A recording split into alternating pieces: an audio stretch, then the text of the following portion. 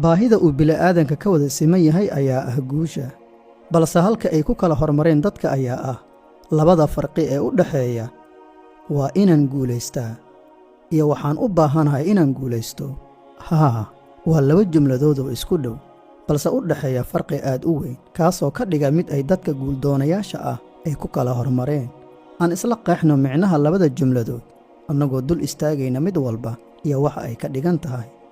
marka uu qofku yidhaahdo waa inaan guulaystaa, waxay ka dhigan tahay in qofkaasi uu yahay qof cadaadis saaran oo doonaya inuu guulaysto si uu isaga saaro xaaladda cadaadis uu ku sugan yahay.